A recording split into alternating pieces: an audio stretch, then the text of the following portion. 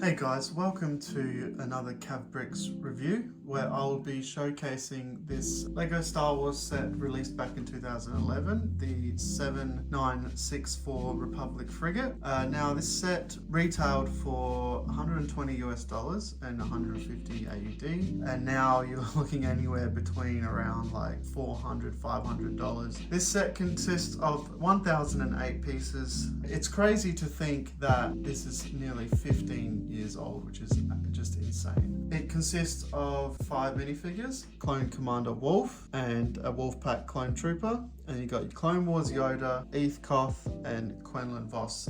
All Clone Wars versions, the old sort of cartoony style of the Clone Wars, which is debatable whether people like or not. I think they're all really sick figures. They're awesome, and they're all very valuable, besides the Master Yoda figure, which was included in a couple of other sets, but nonetheless still a cool figure, and you get this cool little piece again, which I'll go into. So without further ado, let's have a quick little look at the ship itself. So here's a look at the Republic Frigate itself. I actually have it displayed on a non-official LEGO custom stand ordered online, and here's a look at just the back engines. So it's pretty basic build of the engine thrusters at the back. You know, to today's standards, they probably would have filled that in a bit more, done slightly better, but nonetheless, they did well for the time.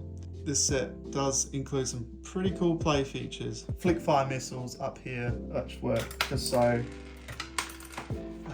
as a little play feature for kids. You've got this little radar sort of dish here, this antenna up here, and you've got these rotating cannons on the side, both identical on each side. Same sort of build at the bottom, but these don't rotate, they just sort of sit there. Then you've got another flick fire set of missiles there that opens up, which I'll show in a second, and then you've got the escape pod. I'll take a closer look at that. One of sort of the main features is the side panel opens up. Not much playroom and details in there, but nonetheless, it has enough room for a minifigure to sit in there and close up. They've got a little crate in there, just with some binoculars in there that you sort of just place in between there, like so. These here are some rockets, and you close that up and you open this up here and you pop them through there. Close that off, open that, and the bomb's supposed to fall. However, this is another feature, so you've actually got this little thing here which pops up like a little lever, which is awesome. So I've just taken the stand off, and you can hold this lever, and it's actually quite heavy, this thing. Very substantial amount of weight. So it's sort of got built-in stands on its own as a display.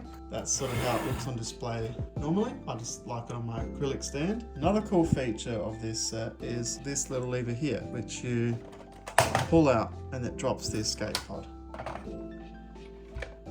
Now, before we look at the escape pod close up, I'll just quickly show you this part, which I just forgot to quickly show, as that just opens up there, and that can comfortably fit another minifigure in there. And that's about it for the main section of the ship. So here's a close-up look of the escape pod, and that just slides up like that.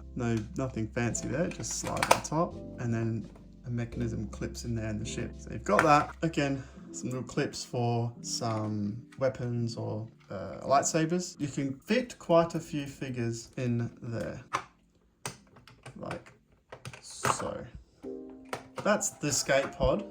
Nothing fancy, but it's still a cool little build. So again, I'll just show you how this clips on the bottom. That just slides up there, and that clips in there, and then it holds it. And this handle's very sturdy and stable, which is really cool. I really appreciate the fact that they included that in the set. It's a really nice addition to the handle, and that's a bit wobbly, but it's not going anywhere. Here's a really quick look at the front.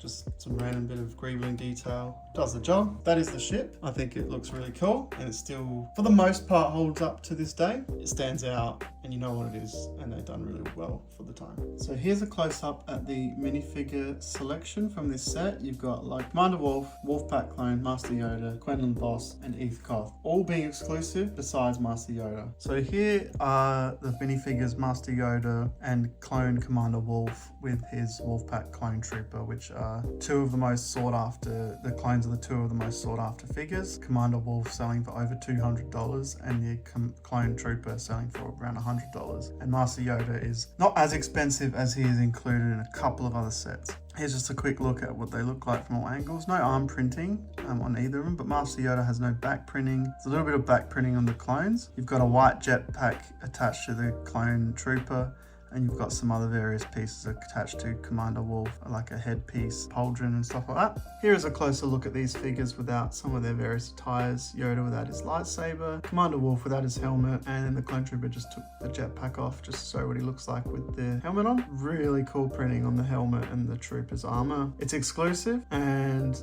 the reason why Commander Wolf sells for so much is because of that exclusive head print with the scar on his eye and the eye patch. So yeah, very cool figures. The color and everything is really awesome and very sought after figures. The next selection of figures is Jedi Master Eth Koth and Quinlan Vos. Both really cool figures, and originally I didn't actually know they were both exclusive, but they are. Both really cool figures, both have back printing. The old Hermione Granger hair is used for Quinlan Voss's head, and the mold on Eth Koth's hair, or the Zabrak I believe it is really cool as well. Both coming with green lightsabers. Here's what they look like just without their hair pieces.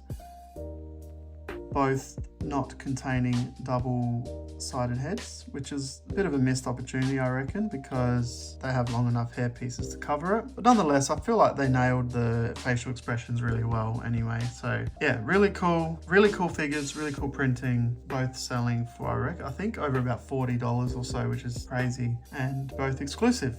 With that is my review of the LEGO Republic Frigate released back in 2011. I genuinely really like the frigate itself, the features on it. Yes, there are some certain parts that they could have maybe done slightly better, but for its time, it still holds up, and the figures are definitely worth the while. They are really awesome figures, and definitely LEGO should remake the Clone Wolfpack Troopers. The Jedi selection is awesome. The ship is really cool. For $500 or so though, the rarity of it, sadly, I don't know if I'd say it's worth the premium, but if you can get your hands on it for somewhat of a decent price, or definitely highly recommend picking it up if you can.